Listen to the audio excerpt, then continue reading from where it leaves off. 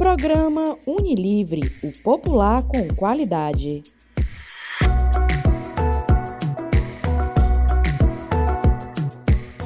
Olá, seja muito bem-vindo ao programa Unilivre, a sua ligação entre a universidade e a sociedade.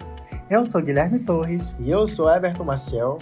E esse é um episódio muito especial porque marca a retomada do Unilivre, um projeto que volta com o compromisso de informar, debater e aproximar você com os temas discutidos no ambiente acadêmico.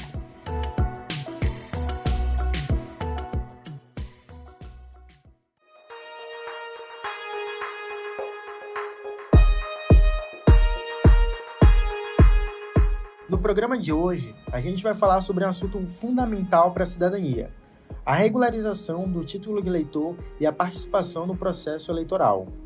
Além disso, a gente também vai discutir como os diferentes grupos participam do processo eleitoral, principalmente jovens e idosos.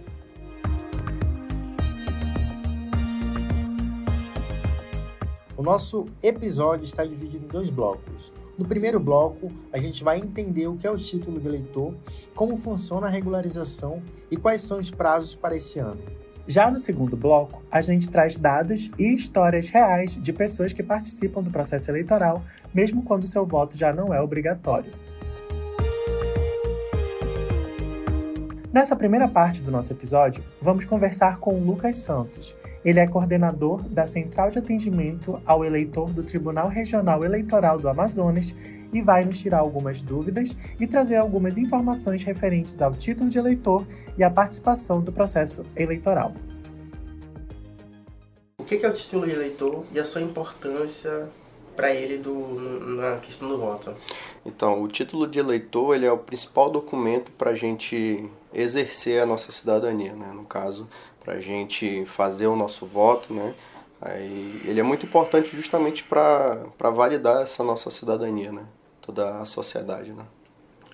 O voto ele é obrigatório e facultativo para quem? Então, ele é obrigatório dos 18 até os 70 anos. Então, fica facultativo a questão dos 15 até os 17 anos e posterior aos 70 anos já é facultativo. A pessoa com 70 anos ela ainda é obrigada a votar ou a partir dos 70 já é facultativo? A partir dos 70 é facultativo, mas claro que se a pessoa quiser votar, ela fica à vontade também. Para os mais jovens, no caso, é a partir dos 15 anos que já pode começar a votar? Então, a partir dos 15, ele pode tirar o título. Se a pessoa fizer 16 antes do primeiro turno das eleições, aí ele pode fazer o voto. Então, no caso, o voto ele é válido a partir dos 16 anos. Mas a pessoa com 15 anos, ela já consegue emitir o título de eleitor? Consegue sim. Ah, legal. E quais são os procedimentos para tirar o título de eleitor? Então, primeiramente, todos os nossos atendimentos, eles são mediante agendamento. Então, nós temos o nosso site, né, que é o tre-am.jus.br,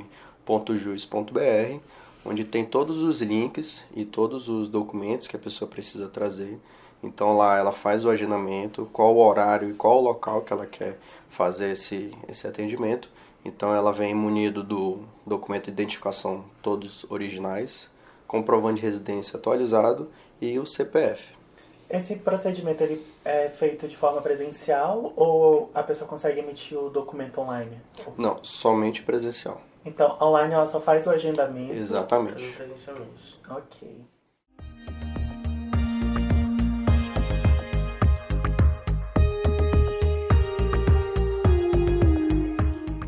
Dia 6 de maio se encerra o atendimento do Tribunal Regional Eleitoral para a regularização do título de eleitor. E se você está em dúvida ou quer saber como regularizar, vem conferir o que o Lucas contou pra gente. Para quem já tem o título de eleitor, o que ele precisa atualizar? Como é que é a questão de prazo de validade? Ou então a gente está agora num período aí, né, que vai se encerrar agora no dia 6 de maio. Quem já tem o título de eleitor, quem precisa, qual é o perfil do eleitor que precisa se regularizar ao TRE? Então, aqueles eleitores que emitiram o seu título na época da pandemia e ainda não realizaram a coleta da biometria, então é importante que eles compareçam, né, façam o agendamento e compareçam aqui ao TRE para que a gente possa fazer toda essa regularização e também as pessoas que estejam com seu título cancelado, queiram fazer alguma transferência e também a questão da multa, né, também. A pessoa que fez, que se mudou recentemente ou então que desde dos anos passados, da última eleição, ela mudou de estado, de cidade. Como é que funciona para essa pessoa específica a mudança do domicílio eleitoral? Então, a gente pede para que a pessoa ela comprove com um comprovante de residência atualizado. Então, por exemplo, no caso, a pessoa desde a última eleição não conseguiu votar porque ainda não tinha o prazo. Então, ela vem, faz o agendamento, ela vem aqui com um comprovante de residência, vem com a identidade dela, então a gente vê a situação dela, se o título dela está cancelado, se ele precisa fazer algum outro tipo de alteração. Então a gente faz essa transferência justamente para a pessoa já poder realizar o voto, né, na eleição desse ano. E Lucas, eu estou em dúvida em relação às minhas pendências ou obrigações com o TRE. Como é que eu consulto se eu estou com alguma pendência, se na eleição passada eu não votei, eu não justifiquei? Como é que eu consigo verificar se eu estou verificado, estou ok com o TRE ou não? Eu preciso vir aqui regularizar a minha situação. Sim, é uma boa pergunta isso aí. No nosso site também, no TRE, quando você vai fazer o agendamento, ele também tem um link para que você possa consultar, para saber se você tem uma multa, se o seu título está cancelado, ou se você precisa fazer alguma alteração. Então, todos esse tipo de consulta você consegue também fazer no site. E eu descobri que eu estou com o meu título cancelado. O que acontece? Quais são as penalidades que eu posso sofrer? Ou então, eu perdendo esse prazo, eu vou conseguir votar? Então, se você não regularizar até o dia 6 de maio, que é quando o sistema ele fica aberto, por exemplo, a principal penalidade você pode ter problemas na Receita Federal com o seu CPF. Você pode também não fazer a investidura em um cargo público, caso você passe. Então, você pode também não tirar o seu passaporte. Então, é importante que a pessoa esteja regular, né, com a Justiça Eleitoral para que não possa acarretar outros, né, malefícios para ela, né, na questão dos outros órgãos e tudo mais. Só uma dúvida agora até pessoal, que eu sou da época da pandemia e precisei fazer troca de domicílio. Eu acredito que eu não esteja com nenhuma pendência no TRE, mas no meu lá, quando eu fui baixar na eleição passada, só para votar mesmo, não tinha minha biometria. Então como é que eu faço essa questão da biometria? Quem é são os filhos, né, a geração da pandemia? O que eles precisam regularizar e como é que funciona essa regularização da biometria? Tá, as pessoas que fizeram o título na época da pandemia, então eles não coletaram a biometria. Então a principal regularização que eles precisam fazer é justamente a coleta biométrica. Então no caso vai ser a assinatura, a foto e a digital. Então por isso que no caso do e-título, quando vocês vão colocar todos os dados, as informações, ele diz que não aparece a biometria. Então fazendo essa regularização, na hora de votar, você já vai votar com a sua biometria. E quando a gente vem regularizar, a gente já vai sair com o título de eleitor impresso ou é só atualização no sistema? Não, você já sai com o título físico. Ah, então a gente ganha um novo documento. Exatamente, aí você pode plastificar e tudo mais. Ah, legal. E o título de eleitor, ele tem invalidade? Não. Precisa atualizar? Então uma vez... A única coisa é que ele só muda quando você vai fazer alguma alteração. Então, no caso, a pessoa que trocou de nome de solteiro para casado, a pessoa que fez uma transferência de estado, a pessoa que veio alterar algum dado, aí ela já vai receber um novo título para que ela possa plastificar e utilizar o correto.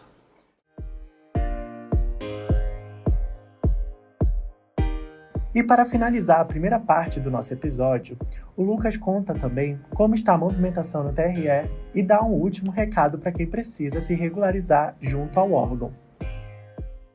Está acabando o prazo para quem quer tirar o título de eleitor, outras questões. Como é que está a movimentação para a emissão do título nesses últimos dias? Então, nós estamos com uma boa demanda. Então, praticamente todos os dias a gente está atendendo uma média de 800 pessoas, né? Então está vindo tanto jovem tirar o título, como também está vindo idoso regularizar, né, para a questão de INSS, e também está vindo muita gente fazer a transferência, pagamento de multa, entre outras mudanças. Então, você que ainda não conseguiu regularizar, que ainda não tirou o seu título, ainda não pagou sua multa, né, a gente pede para que não deixe para o último dia, né, porque a gente A gente pretende ter uma demanda muito maior do que a gente está tendo agora. Então, é sempre importante que as pessoas venham de maneira antecipada, até para que elas mesmas não sofram no dia com questão de fila, questão de sistema, porque a gente sabe que quando chega no último dia, né, é muita gente procurando e o sistema é nacional. Então, a gente pede para que as pessoas procurem antes, para que o sistema ele vá funcionando e não tenha aquele overbooking, né? Programa Unilivre, o popular com qualidade.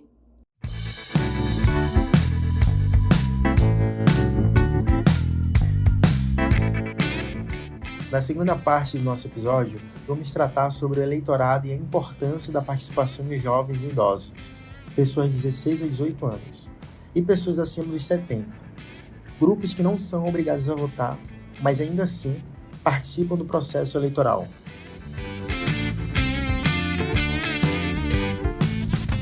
E olha só, um estudo recente da Nexus, Pesquisa em Inteligência de Dados, traz uma informação muito importante sobre o cenário eleitoral brasileiro. O perfil do eleitor está mudando, e especificamente, ele está envelhecendo. De acordo com a pesquisa, o número de eleitores com 60 anos ou mais cresceu 74% desde 2010. Para a gente ter uma ideia, no mesmo período, o eleitorado total do país aumentou apenas cerca de 15%, ou seja, a população idosa já está crescendo num ritmo muito mais acelerado dentro do universo de eleitores. Esse grupo já representa uma fatia significativa do eleitorado brasileiro e pode chegar a cerca de 1 em cada 4 votos nas próximas eleições. Isso muda completamente a forma como a participação política se organiza no país. Outro ponto importante é o comportamento desse público. Entre os eleitores de 60 a 69 anos, o voto ainda é obrigatório. A participação é alta, passando de 85% nas últimas eleições. Já entre os eleitores com 70 anos ou mais, onde o voto passa a ser facultativo, esse número cai bastante, ficando em torno de 41%. Isso mostra que a obrigatoriedade ainda é um fator determinante para o comparecimento.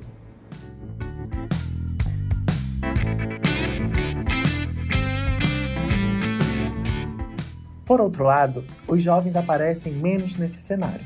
A faixa de 16 e 17 anos, que também tem voto facultativo, representa uma parcela muito pequena do eleitorado, cerca de 0,7%. Isso indica uma adesão ainda tímida dos mais jovens ao processo eleitoral. E quando a gente olha para a região norte, esse cenário tem uma característica diferente. Apesar do crescimento nacional do eleitorado idoso, o norte ainda mantém um perfil muito mais jovem. Estados como o Amazonas têm uma proporção menor de eleitores com mais de 60 anos, em comparação com regiões como o sul, por exemplo. Isso significa que, aqui, o peso da juventude ainda é mais presente nas decisões eleitorais. O principal insight da pesquisa é clara. O Brasil está envelhecendo também nas urnas. Isso traz impacto direto no comportamento eleitoral, na participação e até nas estratégias de mobilização da população. Agora a gente volta a falar com o Lucas Santos para saber como ele está presenciando a participação desses públicos. E na sua avaliação, como é que está a questão do eleitorado, a participação entre jovens e idosos? E pessoas votantes de 30, 40, 50 anos? Então, assim, nesse ano, né, nos últimos anos, a gente tem percebido que o eleitorado ele tem sofrido, assim, como eu posso dizer, uma jovialidade. Então, eu creio que é justamente por causa das redes sociais, né, da divulgação. Então, a gente tem o Instagram aqui do TRE, então a gente tira todas as dúvidas, né? Então, né, os jovens eles estão lendo mais, né? Estão vendo mais jornal, estão vendo mais as notícias pela internet. Então, esse tipo de conteúdo então faz com que os jovens de hoje estejam mais atualizados que os jovens de antigamente. Então, a procura está sendo muito grande. Tem um estudo da Nexus, Pesquisa em Inteligência de Dados, que eles apontam uma mudança no perfil do eleitorado brasileiro, isso na questão nacional. Mas essa mesma pesquisa ela aponta que o eleitor do norte, ele está, em contrapartida, o sul e sudeste está ficando mais velho, o eleitor do norte ele está ficando cada vez mais jovem. Como é que fica, como é que está na avaliação do tribunal a participação tanto dessas pessoas que estão começando a votar e do público idoso que o voto passa a ser facultativo? Uma boa pergunta. A gente percebeu que os jovens eles estão mais atuantes. Em contrapartida, como você falou, os idosos eles estão deixando mais de votar, né? Então eles procuram a Justiça Eleitoral geralmente quando eles precisam atualizar o benefício do INSS. Não porque eles precisam votar ou porque eles querem votar. Em contrapartida, os jovens eles querem mais participar.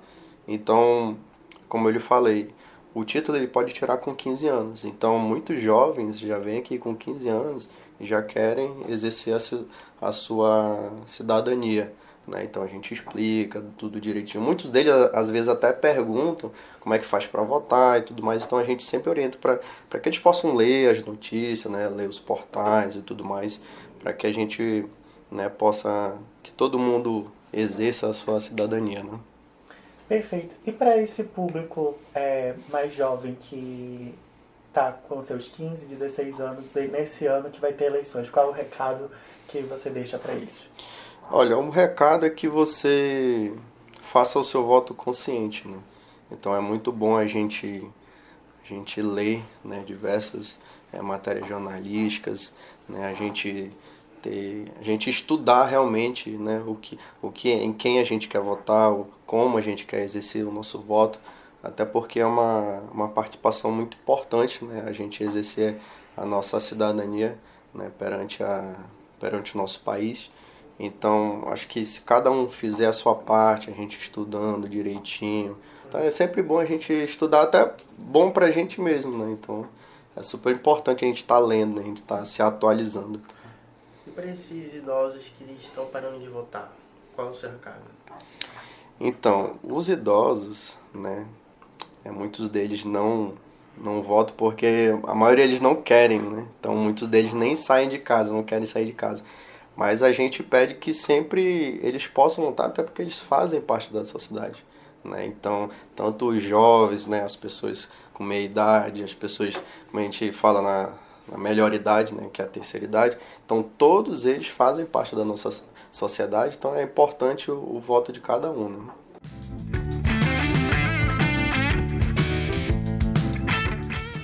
Com essa visão que o Lucas trouxe a nós e confirma os dados da pesquisa, vamos ouvir pessoas que estão nesse grupo que não precisam, mas decidem realizar seu voto e exercer a sua cidadania. Vamos conversar com a Giovana Oliveira, estudante e vestibulanda de 17 anos, que nesse ano estará participando pela primeira vez do processo eleitoral.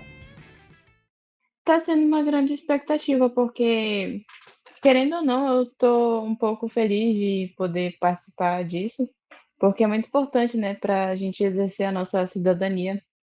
E é importante que os jovens da minha idade façam isso, votem, porque é o nosso futuro, é a gente que vai decidir o nosso futuro, né?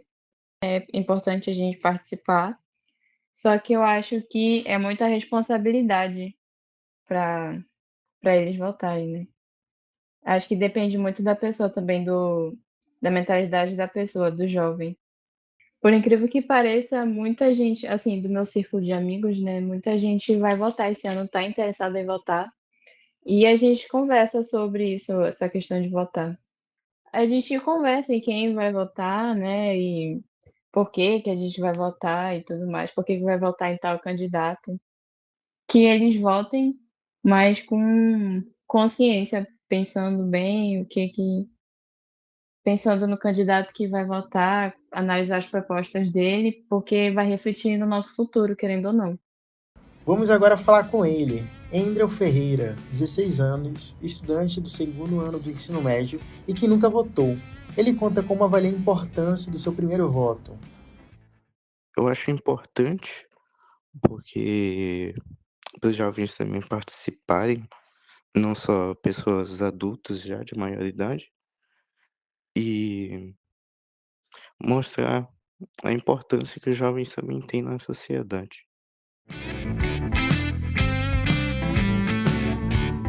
Elina Siqueira, mulher aposentada do interior do município de Manacapuru, tem mais de 70 anos e compartilha como foi ter tido seu primeiro documento oficial, o título de eleitor.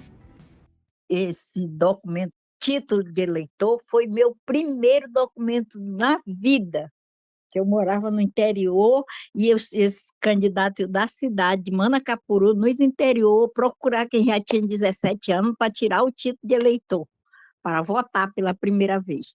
E desde esse dia que eu votei, você acredita que eu não tinha nem registro de nascimento? Eu não tinha. Morava no interior de Manacapuru, e minha família era muito grande. Meu pai com a minha mãe, comigo, eram 12 filhos. E aí foi meu primeiro documento, e eu falava que eu queria trabalhar, e com título de eleitor, eu fui tirando todos os documentos quando eu completei 18 anos. Então, para mim, é uma arma poderosa, título de eleitor. Agora nós conversamos com a Edith, servidora aposentada. Ela que irá fazer 70 anos agora, dia 18 de maio, já estará fora da faixa de voto obrigatório, mas irá continuar participando do processo eleitoral.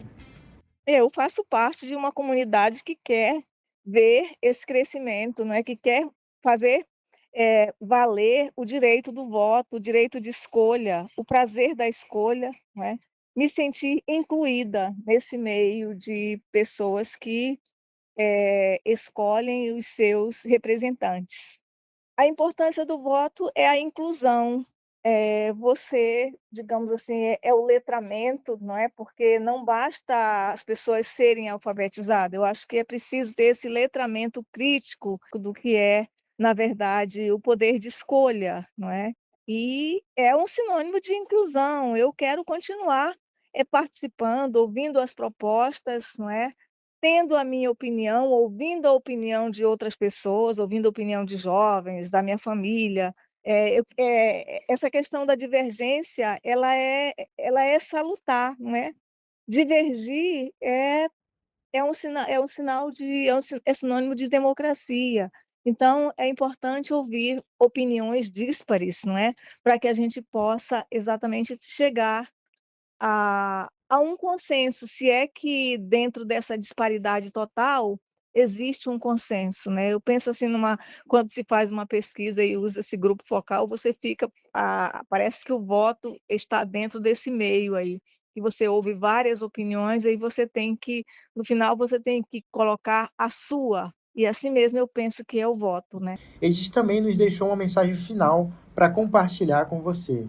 Para os jovens, eu diria que sejam perspicazes, que leiam, que reflitam e que conversem entre si e que ouçam as pessoas de mais experiência para que possam fazer um poder de escolha um tanto mais, um tanto mais conscientes, não é?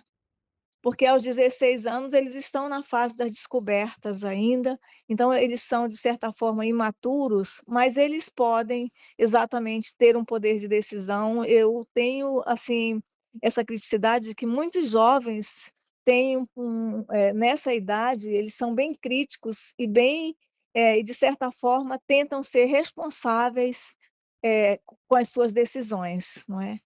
E com relação aos idosos acima de 70 anos, que continuem votando com esse poder de escolha, usando a sua experiência, usando o seu conhecimento, os seus saberes, não é? São vários saberes, o saber experiencial e o saber teórico, e o conhecimento de mundo, evidentemente, para que possam ter esse poder de escolha e, quem sabe, ter esse poder de mudar alguma realidade, não é? E para fechar o nosso primeiro episódio e comentando esse tema muito importante, falamos também com o professor aposentado Bosco Ferreira. Bosco foi professor do curso de jornalismo da UFAM e, aos 72 anos, continua participando ativamente do processo eleitoral. Eu acho que é mais um dever do que uma obrigação. E, como tal, independente de eu ser obrigado ou não, para mim não mudou, né? A partir dos 70 anos, para mim não mudou essa questão. Eu vou deixar de votar, porque já que eu não sou obrigado, mas eu vou parar. Não, eu nunca pensei no voto como obrigação, então, para mim, eu acho que é como eu disse, uma prática da cidadania. E é importante, sim. Eu vejo da seguinte maneira: o meu voto como setentão, eu acho o meu voto hoje mais importante até do que foi quando eu tinha 18 anos, quando eu passei a ser eleitor. Porque hoje é um voto muito mais consciente, muito mais maduro, sabe? Muito menos por entusiasmo, por sigla partidária ou não, como já foi, né? É muito mais pela questão das propostas que são apresentadas. É claro, eu tenho a minha preferência partidária também, não abro mão dela, mas eu acho que a minha maturidade, vamos dizer assim, me dá uma folga maior no sentido de melhor avaliar propostas, melhor pensar, né, naquilo que é colocado pelos diversos candidatos e até mesmo participar como até já participei, né, como discussão de propostas mesmo desse ou daquele candidato. Para a presidência da República é mais complicado, é mais difícil, mas nos votos proporcionais, principalmente, participei muito e acho que é um dever nosso, como cidadão, continuar participando. Como setentão, volto a dizer, não é uma simples obrigação, é uma manifestação de cidadania, uma vivência de cidadania. O professor Bosco também nos deixou uma mensagem para a juventude que está iniciando no processo eleitoral. Para os jovens, eu gostaria de deixar a mensagem de não votar por entusiasmo que eu digo, entusiasmo partidário. Hoje nós vivemos, infelizmente, uma situação muito bipolarizada, né? Meio que o bem e o mal disputando cargos no país. Eu acho que não é por aí.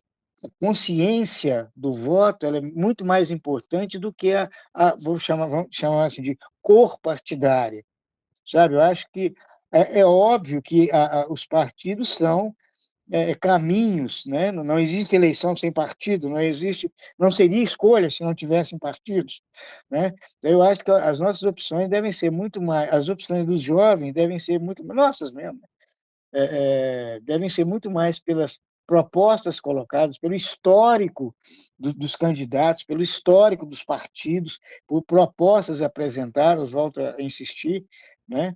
E perspectivas que possam ser plausíveis, realizáveis, porque há muito discurso, né, político que a gente percebe que são ilusórios, são meros discursos mesmo, né? Isso principalmente para os jovens, não se levar por esse entusiasmo. E assim a gente chega ao final do nosso primeiro episódio do programa Unilivre. Um programa que marca essa retomada e que volta com a missão de informar, provocar e conectar você com os temas que importam. Eu sou Guilherme Torres. E eu sou Everton Maciel. E esse foi o seu Unilivre, a sua ligação entre a universidade e a sociedade. Até o próximo episódio!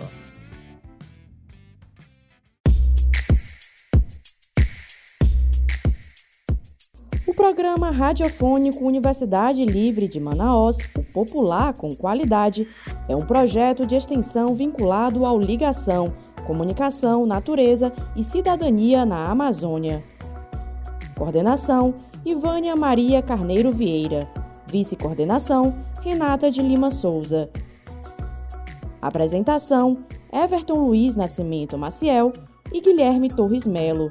Produção: Everton Luiz Nascimento Maciel, Guilherme Torres Melo e Renata de Lima Souza. Edição: Renata de Lima Souza.